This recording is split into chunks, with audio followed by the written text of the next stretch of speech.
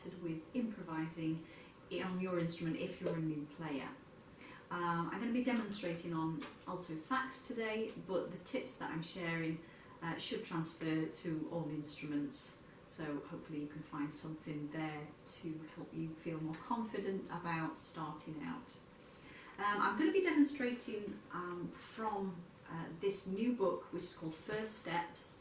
It's available in saxophone, clarinet and flute editions, and it's by Rob Hughes and Paul Harvey, published by Masquerade Music. It's a really good collection of first pieces that are really easy. So we're talking sort of two notes, you know, B and A and B. So you know that it moves very steadily. It'll only introduce another note, you know, a couple of pieces in, so it gives you a chance to start to feel at ease. The other thing about this is that as well as learning the pieces, which is great fun in itself, the tracks are extremely catchy, really funky, very chill out, you know, and a lot of them are quite steady, so you don't need to feel stressed. It just really brings another element to your practice time. You know, you can relax, hopefully you can enjoy yourself and just enjoy getting creative.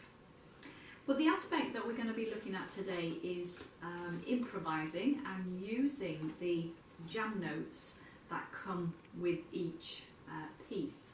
So you can see, for instance, on this piece, Subway, we have a box, a rectangle full of notes. We've called this a jam note bank, and basically you can use the notes in there to jam, create, improvise over the backing track for that piece. So in Subway I've got A, B, C, D, E, G, and then at the end there's two notes with an asterisk above. I've got a B flat and a G sharp. Now they are called flavour notes, and they are to be used with caution. They're sort of a seasoning that will only work occasionally. So, you know, just listen to the track and you may feel at some point it sort of just goes off tangent somewhere. There's a different sort of sound or mood, or you might not be able to get the other notes to fit in very well. So that's probably the place to pop your flavour note. So I'm going to demonstrate now on the second piece in the book, which is called Beat 2. Obviously we can learn the piece, that's fine, but we're just going to skip ahead to where we're having a bit of fun with the improvising. So first I'm just going to demonstrate how I first started to improvise when I was a very new player. So I'm going to, there's going to be some quite awful things going on, so do bear with me, don't switch off just yet, but perhaps you can see yourself a little bit in this. So this is improvising to the Beat 2 track, and I've got notes A, B, C, D, E, F, G and D sharp at my disposal if I want to use all those. So here we go.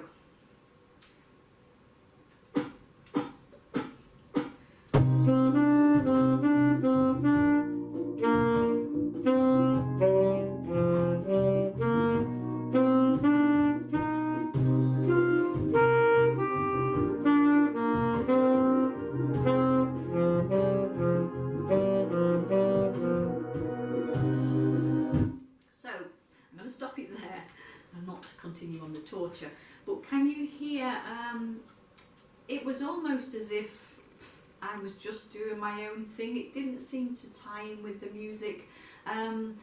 The audio, by the way, this video camera won't do it justice, but the tracks on the CD are immensely good quality, really good to play along to. It does feel like you're in with the band, so apologies that the audio on this video don't do them justice. So getting back to what I just played, hopefully you'll agree I was playing too much, just far too many notes. I wasn't really coming up for air. It was like musical diarrhea just spilling out. You know, there wasn't really much thought in it. You may be thinking of all the notes that you've got to play, so perhaps that's the problem. maybe just limit yourself to 2 or 3 notes and see how creative you can be with those. You know, don't set some parameters. Don't don't do too much. Did you hear also, if we did a dot to dot of all the notes that I played, sometimes I was up high, then plummeting low, and then all in between, so I wasn't really giving any nice musical shaping, so it was a bit all over the shop. The other problem is I didn't seem to be aware of where the beat was, or if I was just ignoring it. So that's a really foundational skill that we really need to have. So let's try and combat some of those problems. So if we put the track on for beat 2 again, we should find that it has, if we listen to the start of the track, it's got 4 clicks in. So it goes click, click, click, click, and then we should be able to count 1, 2, 3, 4, 1, 2, 3, 4, things like that. So what we're going to do this time is just pick a note. Let's stick with A, which is the first note in the jam box, and we're just going to try and play an A on each beat. So here we go.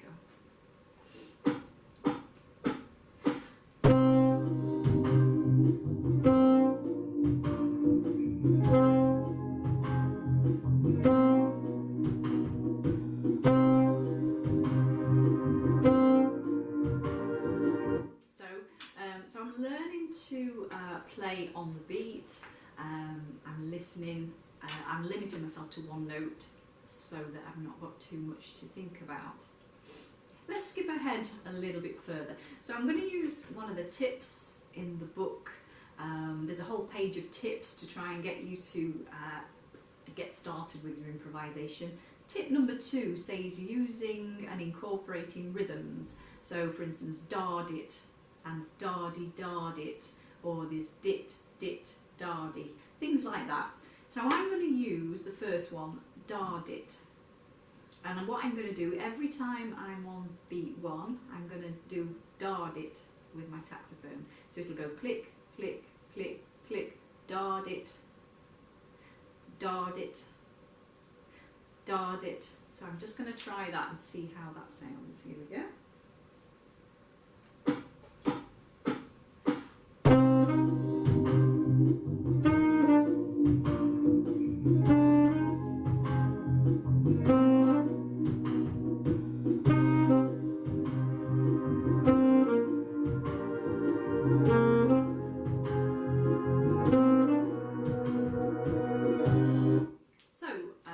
I'm finding the beat, I'm just sticking to 2 or 3 notes, trying to keep it simple, nice clean tonguing. You know, we want it nice and crisp, we don't want it being mushy, you know, it's quite, do work on articulation even at this stage. Don't know if you heard in there a couple of times, there were a couple of notes that sort of jarred slightly. I was only limiting myself to 3 notes there, but you can perhaps hear that those couple of places where it just jarred just seemed weird, off. I could have used my flavour note there perhaps. So obviously take some time using some of the rhythms that's been recommended. Limit yourself to your notes, don't be too fancy. I'm going to skip forward now, so I'm going to skip to a track in the book later on called Subway, and I'm going to let you into a secret, okay? I'm sure it's not a secret, I'm sure lots of other teachers also use this idea, but it's a really good sort of get out of jail card if you get stuck for ideas. So we're going to use the rhythm from a song, and we're going to use that as the basis for our improvisation. So I'm going to pick Fly Me to the Moon. Okay, think of the rhythm of the song. I'm not going to sing it, but we have Fly me to the moon and let me play among the stars. So just try and make sure you're happy with that rhythm or whatever song you've chosen. So now I'm going to use that rhythm to create an improvisation, and if you don't tell people what's going around in the head, they're not going to know that you're cheating. So let's try Subway using Fly Me to the Moon. Now in the middle, because I know the track, I know it goes a little bit funky, so I'm actually going to switch in the middle to the Dardits, and then I'm going to go back to Fly Me to the Moon when it reaches that chilled out section again. So see if you can hear what I'm doing. Here we go.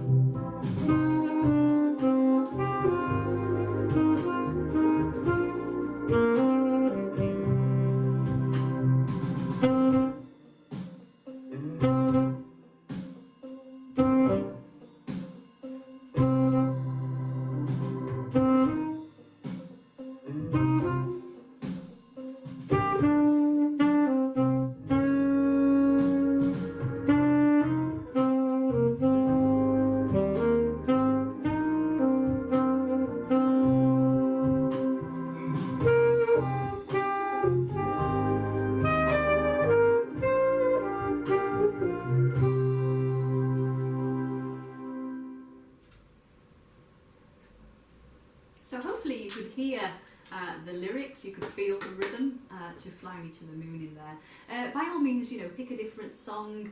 You can use something out of the charts. Everybody's taste is different.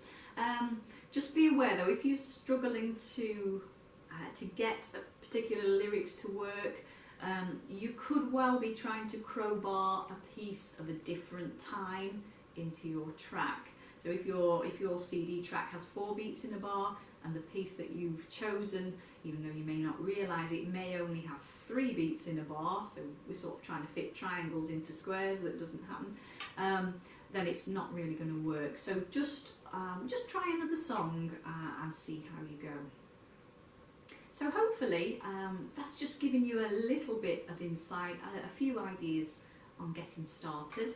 I definitely do recommend you having a look at these. Just great fun to keep coming back to time and time again, just to keep your playing revitalised, keep you chilled out, just give you that time. Just one other thing that can be mentioned is if you go on the back of the book, there's a link to a free printable finger chart. So they're available for sax, clarinet and flute. Just type in the link on the back of the book, or scan the QR code with your phone if you've got a QR reader app, and that will take you to a whole page of free resources, free printables. There's duets, quartets, solo pieces, there's theory help, there's composition tips, there's scales for your grades, exams, so do visit that. But you can print off a finger chart for your instrument that will not only show you the layout of the instrument, but also it will show you all or most of the notes on the stave, on the music, and then where you need to put your fingers to get that note. So do have a look at that. Okay. So all the best wishes with your improvising, and just all the best for your musical journey, and hope that's helped.